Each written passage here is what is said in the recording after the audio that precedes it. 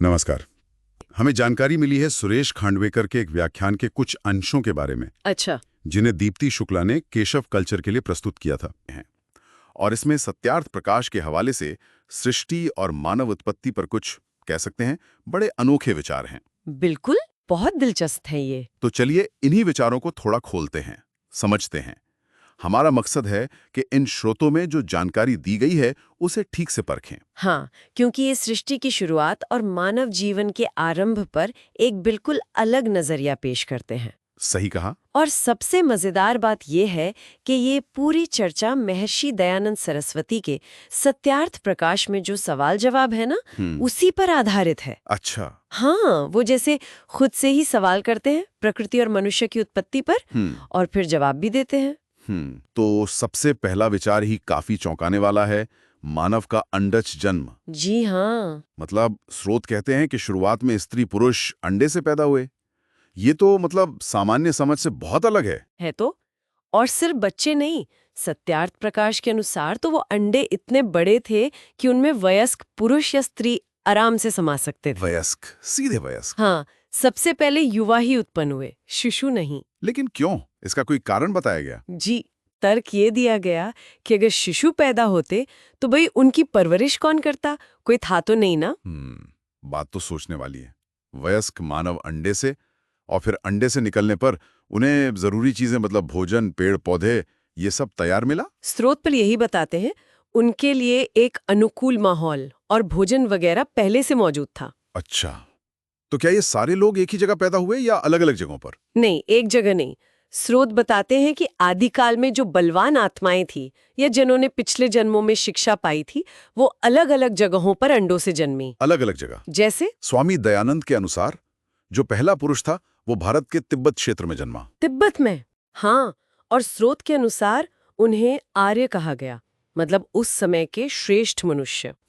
और क्योंकि उत्पत्ति अलग अलग जगहों पर हुई और परमात्मा ने कर्मों के हिसाब से न्याय किया, तो इसी वजह से लोगों की शारीरिक बनावट, चेहरे, जीवन शैली, इन सब में फर्क आया। अच्छा, जैसे हम आज भी देखते हैं। बिल्कुल, जैसे चीन, कोरिया या अपने उत्तर भारत के लोगों में जो फर्क दिखता है। महाभारत काल में भी तो अलग अलग देशों के राजाओं की भिन्नता का जिक्र आता है, शायद इसी संदर्भ में। ये तो वाकई दिलचस्प है। अच्छा, तो जन्म के समय ज्ञान का क्या स्तर था? क्या वो सब कुछ जानते थे? नहीं, सब कुछ नहीं। उन्हें दो तरह की कह सकते हैं योग्यताएं मिली। दो तरह की?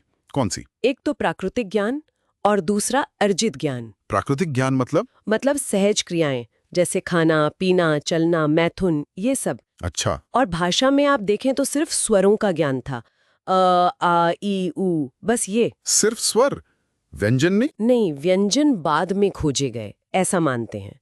वो अर्जित ज्ञान का हिस्सा बने।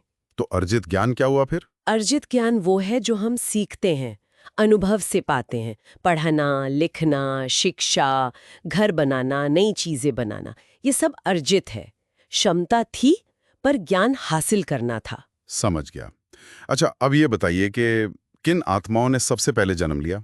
क्या कोई खास तरह की आत्माएं थी? देखिए, माना तो ये जाता है कि परमात्मा, जीवात्मा और प्रकृति, ये तीनों अनादि हैं, हमेशा से हैं। हाँ, ये तो सुना है। तो जन्म लेने वालों में सबसे पहले वो आत्माएं आईं जिनके पिछले जन्मों के कर्म बहुत अच्छे थे, या फिर जिन्होंने मोक्ष पा लिया था, ताकि वो मार्गदर्शन कर सकें। शायद यही कारण हो। लेकिन ऐसा नहीं कि सिर्फ वही आईं, उनके साथ साथ सामान्य कर्मों वाली और बुरे कर्मों वाली आत्माएं भी जन्मी। अच्छा, मतलब हर तरह की? जी हाँ, बिल्कुल।